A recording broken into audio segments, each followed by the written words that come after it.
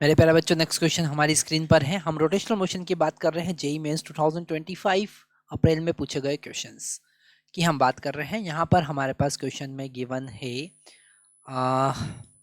M and R with the mass of a radius of a disk. A small disk of a radius R by 3 is removed from a bigger disk as shown in figure. The moment of inertia of remaining part of bigger disk about an axis AB passing through the center O and perpendicular to the plane of disk is 4 pi x mr square. हमको x का value यहाँ पर बताना है। तो यहाँ पर हम पहले पूरे डिस्क का मोमेंट ऑफ इनर्शिया निकालेंगे और उसी एक्सिस के अबाउट हम जो रिमूव्ड सेक्शन है उसका मोमेंट ऑफ इनर्शिया निकालेंगे और दोनों को सब्ट्रैक्ट कर देंगे। यही कॉन्सेप्ट हमको यूज़ करना है। तो अगर हम पहले जो पूरा डिस्क है उसका मोमेंट ऑफ इनर्शिया देखें, चूँकि ये डिस्क है और सेंटर से पास होने वाली ऐसी एक्सिस जो उसके परपेंडिकुलर है, मोमेंट ऑफ इनर्शिया हमको पता है mr²/2 होता है।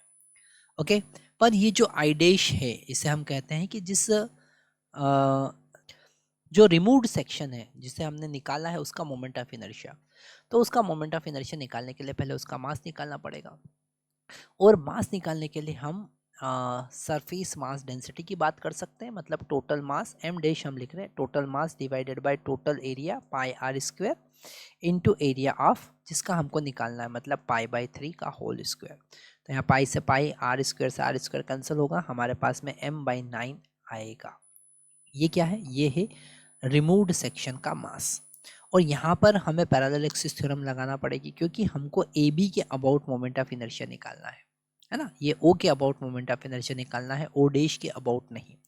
तो हम यहाँ पर ओ डैश के अबाउट जो मोमेंट ऑफ इनर्शिया है प्लस अगर हमको ओ के अबाउट मोमेंट ऑफ इनर्शिया निकालना है प्लस हम यहाँ पर एम एच स्क्वायर लिखेंगे और एम एच एच का वैल्यू कितना होगा, यहाँ से यहाँ तक का डिस्टेंस कितना होगा, यहाँ से यहाँ तक का डिस्टेंस होगा r-r/3। कितना होगा? r-r/3 मतलब 2r/3 है ना। अगर इस सेंटर से और सेंटर दो एक्सिस के बीच का जो डिस्टेंस है वो है h जो कि है 2r/3। तो हम यहाँ पर लिखेंगे m 2r/3 का होल स्क्वायर। ओके, तो यहाँ पर हमको आई डैश पता चलेगा। ओ डैश के अबाउट क्या है मोमेंट ऑफ इनर्शिया, वो होगा m डैश। ओके, यहाँ पर m डैश लिखना पड़ेगा, m dash r/3 whole square. Okay, और m डैश का वैल्यू भी हम यहाँ पर पुट कर ही देते हैं, मतलब कि m/9 उसका मास इंटू r/3 का होल स्क्वायर डिवाइडेड बाई 2 है ना, प्लस m डैश का वैल्यू हम यहाँ पर पुट करेंगे जो कि होगा m/9 और ये हो जाएगा 4r² डिवाइडेड बाई 9। ओके, आगे देखते हैं। तो हमको मिलेगा mr² डिवाइडेड बाई 2 इंटू ये 81 हो जाएगा, प्लस यहाँ पर हमको मिलेगा 4r² डिवाइडेड बाई 81। तो इधर 2 का मल्टीप्लाई करेंगे तो यहाँ पर 8 होगा, 8 + 1 9 हो जाएगा, मतलब कि 9mr² डिवाइडेड बाई 2 इंटू 81। तो इसे कैंसिल करेंगे तो यहाँ पर हमको 9 मिलेगा, मतलब mr²/18 मिला।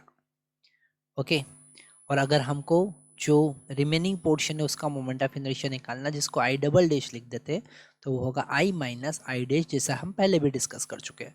तो I डबल डैश जो होगा वो I कितना था, I था mr²/2 और I डैश कितना आया हमारे पास mr² डिवाइडेड बाई 18।